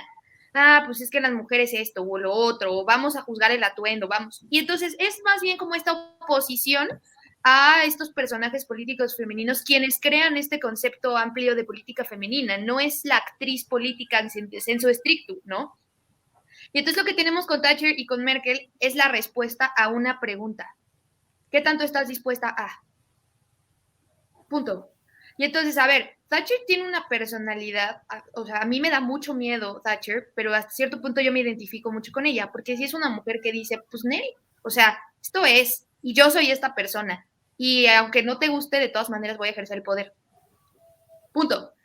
Y Merkel no, es más discreta con el poder, ¿no? Es más discreta con estas respuestas que da pues pienso a los medios de comunicación, al detractor mismo del sistema, ¿no? Entonces aquí me parece que la política femenina, no, justo como dices, Gabriel, no existe. Lo que existen son respuestas a la política femenina. O respuestas a esta imposición de política femenina. Y aquí pues tenemos dos estilos, hay más, ¿no? Pienso también en Nueva Zelanda, ¿no? Que con COVID hubo ahí unos comentarios, ¿no? A esta mandataria como muy fuertes, buenos y malos. Y entonces todas estas son respuestas a una construcción ajena a estas personas, a estas mujeres, pero que ellas están adentro de esta construcción, quieran o no, porque son mujeres. O sea, como que es este hecho de, pues, no puedo evitar, estoy dentro de esta construcción, no puedo escaparme de ella, sino que estoy forzada a responder. Y ahí lo que me parece que podemos evaluar es el poder de respuesta. ¿Qué tan amplia o qué tan efectiva es esta respuesta para desfeminizar la política? No sé cómo explicarlo, ¿no? Contrario a lo que muchos discursos feministas dicen, ¿no? De hay que feminizar la política. No, a ver, justo hay que neutralizarla. Porque en la medida en la que la neutralicemos, ya no vamos a estar celebrando los exotismos de Trump y condenando los exotismos de Thatcher. Porque ¿por qué se condenan estos exotismos de Thatcher y los de Trump se celebran? Porque no hay neutralidad en el actor político, porque todavía el actor político está súper generizado. Y entonces aquí sí sería importante desgenerizar estos actores políticos. Y en esa medida dejar de evaluar, o eso es lo que nos permitiría dejar de tener que evaluar cómo responden estas mujeres a estas exigencias. Pero una última pregunta, que tocaste ahorita pues la gran controversia, incluso para la propia Merkel de si es feminista o no, porque igual que la Thatcher es un personaje súper incómodo para, en general, las feministas con las que he tocado este tema, muchas dicen definitivamente no.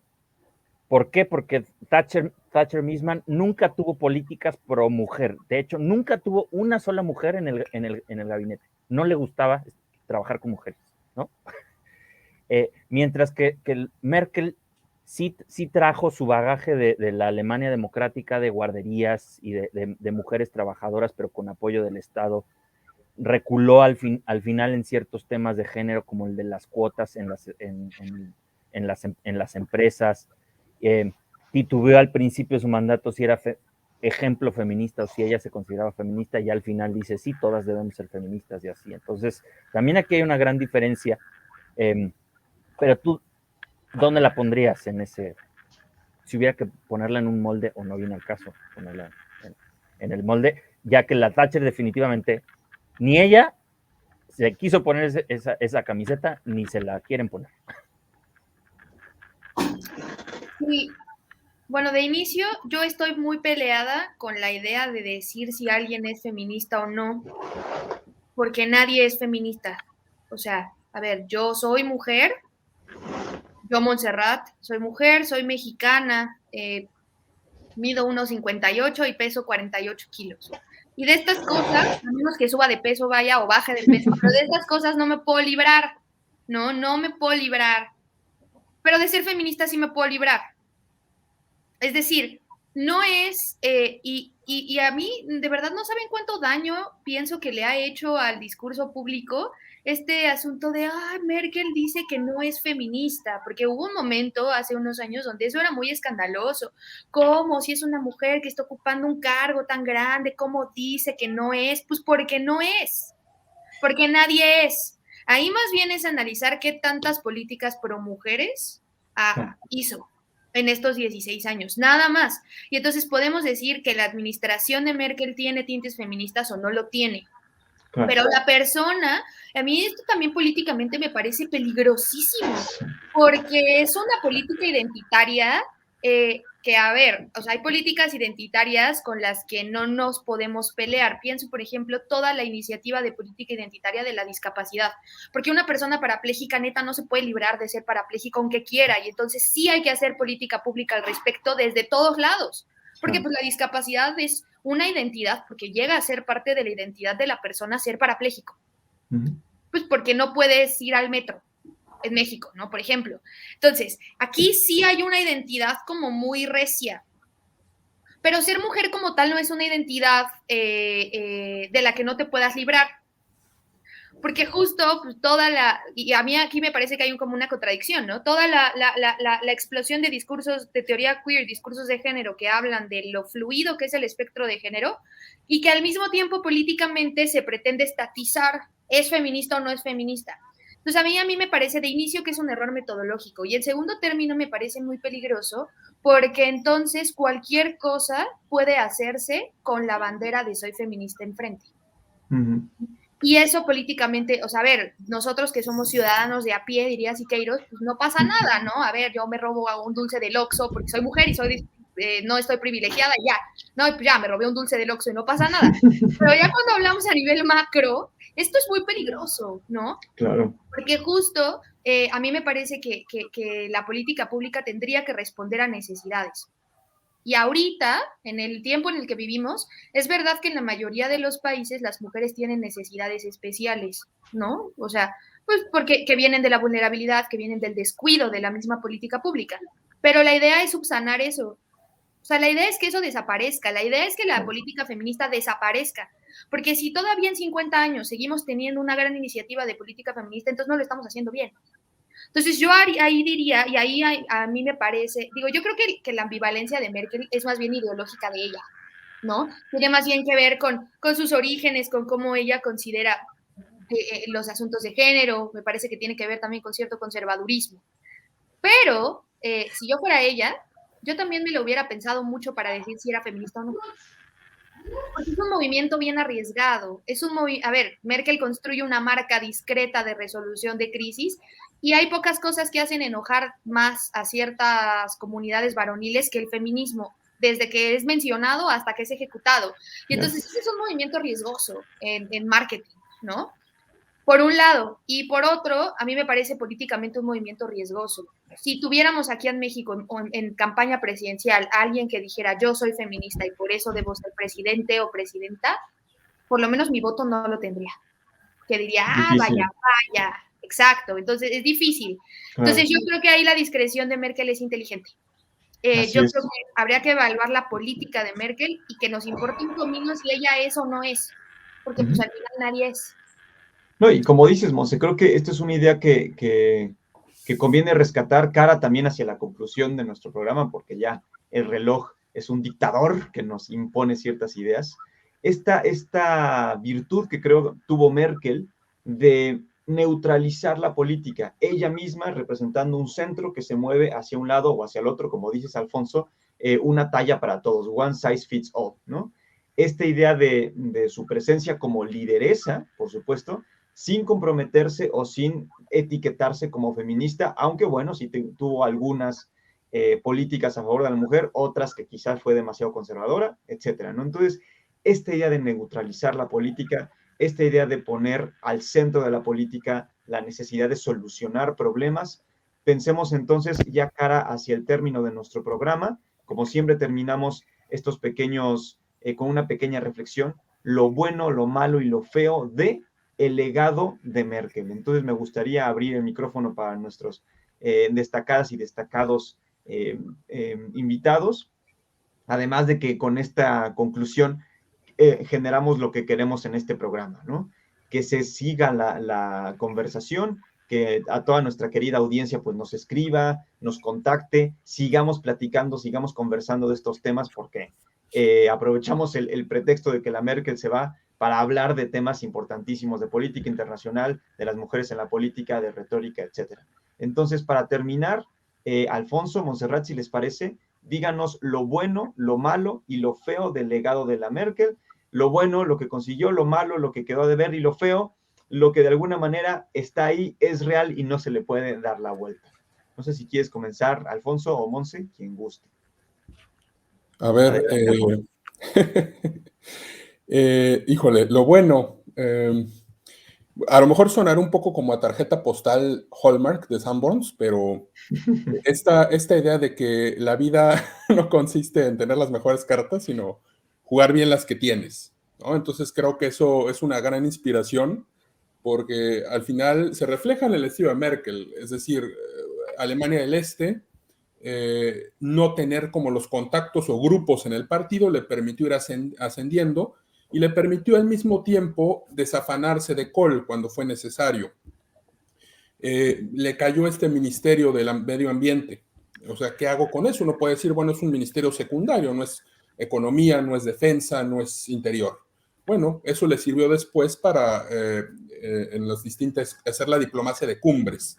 O sea, hay estudios que mencionan que de 2005 a 2006, más o menos aproximadamente al inicio de la Copa Mundial, Merkel era percibida como una presencia constante en el exterior. Otra carta que tienes, o sea, es decir, el canciller alemán no tiene mucha libertad por este entramado institucional de consensos dentro del país. Máxime cuando se tratan de grandes coaliciones, cuando es una de CDU con SPD, que es rojos y negros, bueno, pues ahí lo que tienes que hacer es utilizar la esfera internacional para hacer como tu despliegue político, ¿no? Es decir, todos hubieran querido a lo mejor tener esta presidente omnímodo, ¿no? Que al final es más un mito del PRI, pero o ser un dictador, como ese es el reloj, como dicen, para poder poner la agenda o llevar a cabo la agenda que uno tiene, pero eso siempre hay resistencia, sea por actores formales e informales. Entonces, en ese sentido, creo que Merkel aprovechó muy bien eso. Otra cosa buena, el radar de los tiempos. O sea, es fundamental este episodio con Schröder y Joschka Fischer, ¿no? Esta fórmula de los verdes y los rojos, porque ellos no perciben a tiempo que estos escenificaciones de machos alfa van quedando relegados, ya no van con el zeitgeist. Merkel lo percibe de inmediato. Merkel percibe de inmediato que el refugiado, esta idea de la humanidad, esta idea del refugiado como ser doliente antes que como amenaza, ha cambiado en la sociedad. Y de ahí que, a pesar de que después hubo un cambio y hubo un rechazo a su política, estas escenas de la estación de trenes de Múnich, donde la gente aventaba los osos de peluche y bienvenidos refugiados, es un cambio cultural, un registro cultural que es interesante notarlo a muy largo plazo. Pensar qué fue Carlos Martel, ¿no? O sea, pensarlo cómo se percibía a los que vienen de fuera y cómo se percibe en Alemania en 2015. Lo malo, creo que lo malo es, ahí sí insisto, ¿no? Esta difuminación, este vaciamiento de lo que es la socialdemocracia. O sea, creo que una democracia sana no debe aspirar a esta idea de progreso, de vamos a hacernos todos socialdemócratas, sino hay que dar canales institucionales para que el disenso se exprese. En ese sentido, creo que un reto que queda para pendiente es qué vamos a hacer con AfD, ¿no? O sea, qué va a pasar con ese partido, que a lo mejor es un partido que en un principio fue euroescéptico, después con la crisis de refugiados se volvió en algunas salas de extrema derecha, pero la mayoría, y así se decían algunas estadísticas en las elecciones, no estas, sino las anteriores, que la migración de votantes provino principalmente de los dos grandes partidos de Alemania, el SPD y el CDU, nutrieron las filas de la AfD, ¿no? Entonces, creo que eso es algo malo. Otra cosa, y bueno, lo feo, ya para no extenderme mucho, no se puede cambiar. Me gustó mucho esto que decías, Monse, de lo que uno es al nacer, los atributos que uno tiene. Creo que eso también se refleja en políticas identitarias en el tema de los refugiados. Y ahí veo lo feo porque creo que lo que se extendió mucho, a ver, Merkel es finalmente una persona, como dicen, que se irá y vendrán otros, pero la sociedad está compuesta de muchas visiones. Y lo que creo que se empezó a extender es esta idea de, en estos tiempos en Alemania, lo que escucho frente al refugiado como categoría, es una categoría, digamos, a veces que sirve para señalar al otro y llenarlo de prejuicios, de demonizarlo, pero también como para ayudarlo en esta idea paternalista. O sea, vi muy raras veces un esfuerzo de entender qué era Siria, qué era Afganistán, qué era Marruecos, ¿no? O sea, qué significa Libia, qué significaba Gaddafi, qué significa lo chiita, lo sunita, ¿no? O sea, sí había como que de los especialistas en Oriente Medio, pero no había como un intento realmente de la sociedad de, a ver, ¿qué va a pasar? Y creo que ahí se manifiesta esta idea de reinventar la naturaleza humana. Es decir, aquí me llega un refugiado a las fronteras y lo voy a hacer ciudadano alemán. Que incluso Merkel creo que lo expresaba en esos términos. Los que se queden se van a tener que integrar. Sí, pero no estás hablando de partículas, estás hablando de seres humanos. O sea, y si ellos no quieren y la sociedad no quiere, pues va a ser como difícil integrarlo.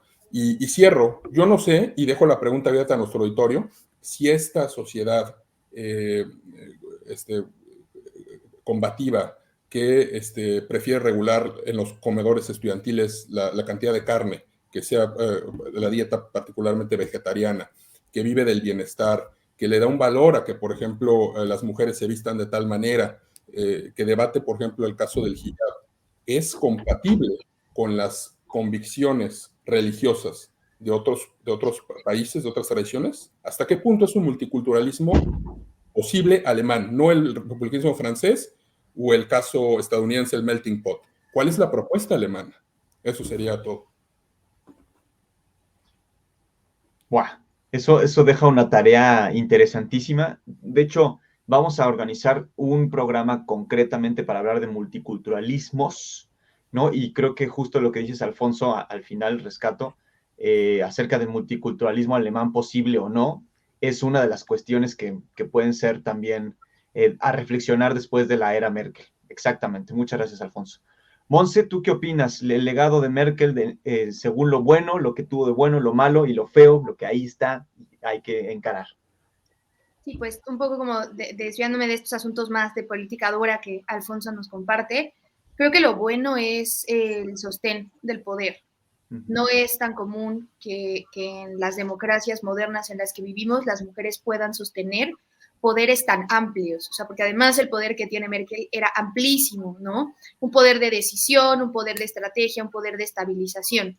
Y entonces sostener durante 16 años esa función como mujer en el mundo en el que vivimos todavía me parece excelente.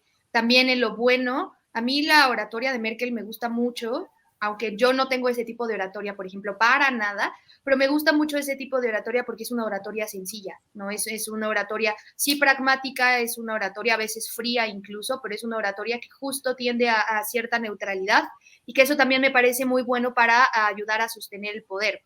Entonces eso es lo bueno. Otra cosa buena es pues justo esto que decía Gabriel del rompimiento del techo de cristal, que es básico.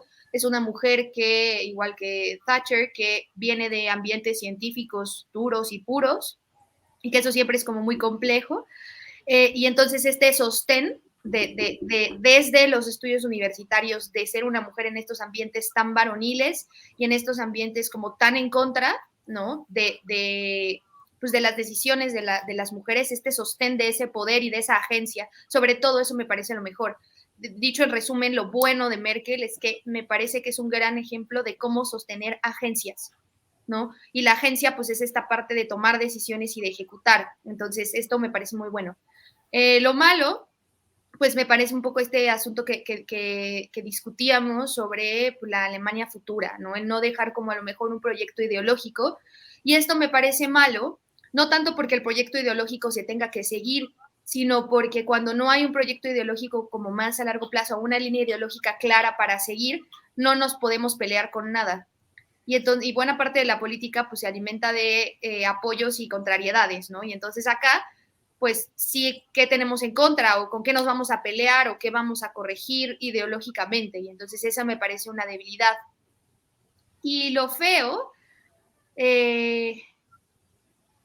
pues, o sea, hay cosas feas estéticamente, ¿no? Merkeliano. Pero no, yo creo que lo feo es que todavía hablamos de políticas femeninas, ¿no? Eso. Y yo creo que ni Merkel, ni Thatcher, ni Hillary Clinton, ¿no? Hemos podido, o sea, en general los movimientos de las mujeres no hemos podido romper todavía con este yugo de ser mujeres. Y entonces es un distintivo la canciller. Y estos distintivos, pues eso es lo feo. Porque la agencia y el sostén del poder todavía se ponen en duda o se enfrentan o se cuestionan o se avalan o se legitiman incluso desde la canciller, desde el artículo femenino. Y eso a mí me parece feísimo porque me parece muy inútil. Ahora es necesario, es un mal necesario en nuestro tiempo, pero sí hay que considerar ir eliminando este mal necesario. Es mal necesario ahora porque casi no hay mujeres que participen en estos niveles en la política y entonces sí es algo como escandaloso, pero es feo en el sentido en el que entorpece. Entonces eso hay que irlo pues, adviniendo conforme las mujeres podamos acceder más al poder. Muchas gracias, Monse. También todavía más tarea nos dejas para entender esta idea de, a ver, tenemos que despersonalizar o quitarle etiquetas a la política para que así sea verdaderamente inclusiva y entonces sea justamente abierta. Estimado Gabriel, balazos, lo bueno, lo malo y lo feo, y vámonos. Pues resumiendo lo que decían, lo bueno de Angela Merkel es haber demostrado que el gobierno tecnocrático, transparente, incisivo, sencillo, pragmático, funciona. Lo malo, que el gobierno transparente, incisivo, pragmático, deja un hueco simbólico, narrativo, pues peligroso, porque ahí es donde se te cuelan los discursos más atractivos, menos matizados, de Alternative für Deutschland, o Le Front National, y el Black Lives Matter, y todos los movimientos identitarios de uno y otro signo de nuestro tiempo, ¿no? Y lo feo, creo que lo que dijo Monse es muy, muy claro. No hablamos, por ejemplo, de Theresa May, que coincidió con Merkel, en términos de la política femenina, porque el Reino Unido ya pasó el escalón. Ya como es la segunda mujer, entonces ya ese ya no fue un problema. Digo, igual se quejaron de que se vestía horroroso, y que no tenía hijos, y etcétera, pero ya no era un asunto relevante si era mujer o no. Y en el caso de Merkel, por ser la primera y por ser esta figura larger than life, pues, y mientras los otros países seguimos teniendo ese pendiente, todavía no vamos ni con la primera, pues lo feo es que esperar a la segunda o la tercera cuando deje de ser un tema, pues es feo, ¿no? Es feo. Muy bien, pues les agradecemos mucho, estimada audiencia, por su atención, por estar con nosotros. Como ya les decíamos, les invitamos a seguir la conversación, a seguir dialogando, porque como nos gusta decir en lo bueno, lo malo y lo feo, no hay ideas sencillas, las ideas tienen matices, las ideas son complicadas, pero tampoco son aburridas. Muchas gracias por escucharnos. Monse, Alfonso, es un honor haberlos tenido aquí en este programa. Estimado Gabriel, un abrazo hasta allá y a todos nos vemos en la siguiente edición. Hasta pronto.